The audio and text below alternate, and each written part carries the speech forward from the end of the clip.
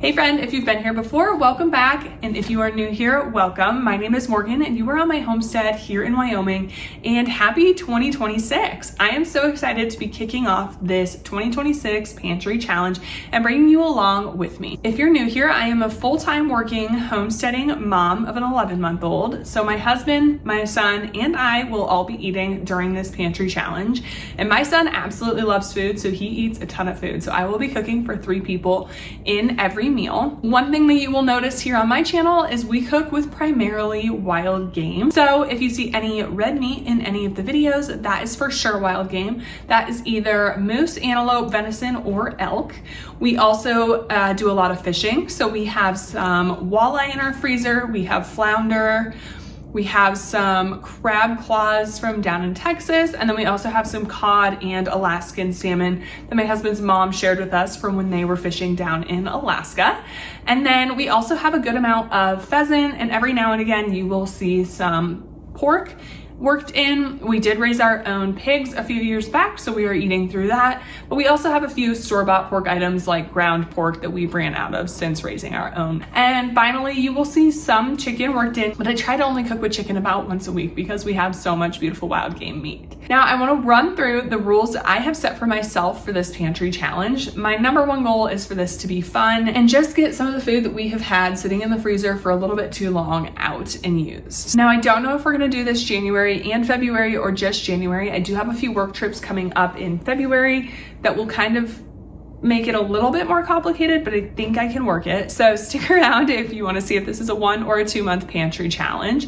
But my first rule is I am not going to grocery shop at all the month of January.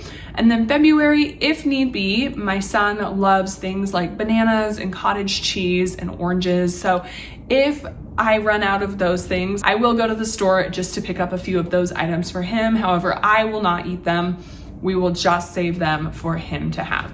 Now, I do have a ton of cottage cheese stored up because that is literally his favorite food in the world. So I don't anticipate we will run out. But if we do, I'm gonna make sure that I go get his favorites because he's 11 months old and he does not understand a pantry challenge. My next rule that I wanna follow is I would like to try a new recipe at least once per week. Now, it doesn't need to be the world's most complicated recipe. I just wanna branch out a little bit and see if I can find our next favorite recipe. I am definitely one that falls into ruts and I cook the same thing over and over and over because we like it, but I want to try kind of expanding my horizons and trying a few new recipes. So that is a goal I have for myself, 1 new recipe per week. And I do want to primarily focus on cooking wild game. My next rule and my final rule, and this is kind of a flexible one, is I want to work through all of the random things we have here from the holidays.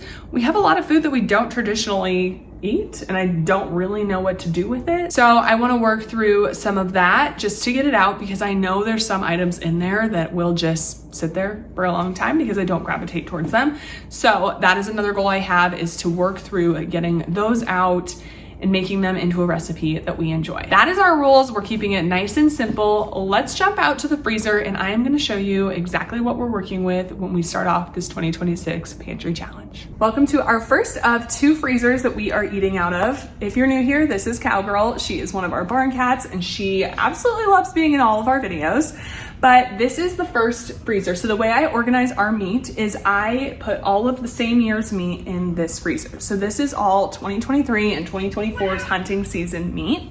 And then the other freezer, that is 2025's hunting season meat.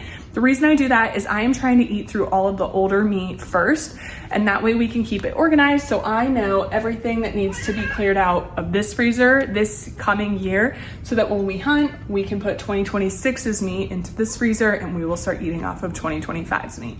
I hope that makes sense. So the way I have this freezer organized is I have fruits and vegetables up top. So up here, this is all corn. We have processed, it's just in 2-cup bags. And that is from my neighbor's corn, actually. My corn didn't do very well this year, so I bought some from my neighbor, and this shoebox is all just bags of corn as well. This is just helping keep it nice and sturdy. Then here we have some of our vegetables. So we have things like green beans and what are these, bell peppers.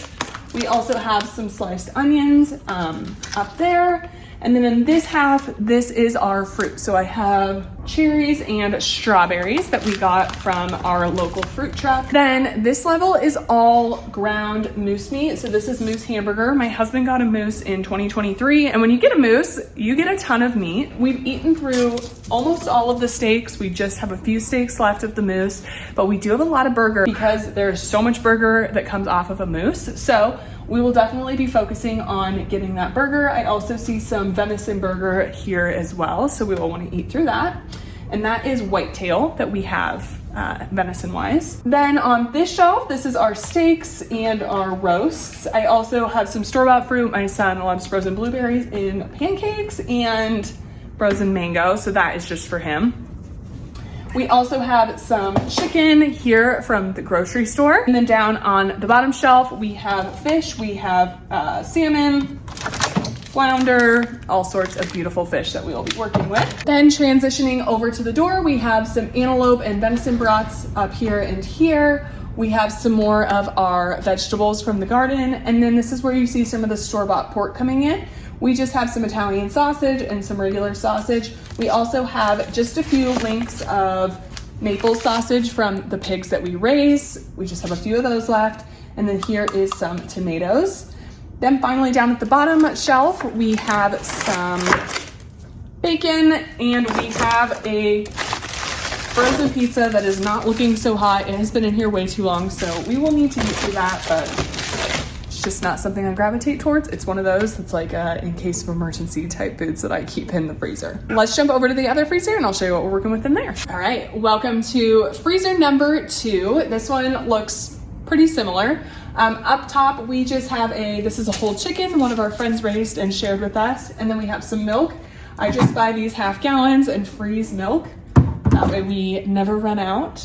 I also have some homemade tomato soup just in these containers. And finally, I have some jalapeno poppers that we made from this year's jalapenos and poblanos. This makes a really great snack and appetizer. All we do is just pop these out, put them on a tray, cook them for like 5 minutes and they are done. So this is great for football games, dinner parties, whatever. And I think we had 6 bags of those and we are already down to 2. So that is definitely a hit around here. Then this is a bunch of ground elk meat that we have. I'm not going to touch this. I will focus just on the moose and the venison that we have in the other freezer because this is from our 2025 hunting season. So I'm gonna leave that alone. So along with these steaks, this is all from our 2025 hunting season. We won't be touching these steaks this year. We will save them for next, and same with these roasts down below. I do have some turkey broth. I've made this in a crock pot, so it's turkey bone broth. So I see some soups in our future there. And then over on this store, this one is pretty simple. Up at the top, we just have some applesauce that my mother-in-law made from her orchard trees, along with some enchilada from tomatillos that we raised in the garden. I have a couple bags of just cherry tomatoes from this past year's garden that we can work through. Some Uncrustables, and these are my husband's favorite hunting snacks, so we always have those in the freezer. This is a bunch of green chilies. I like to incorporate these into like egg bakes and that kind of thing, so we will definitely be making a dent there.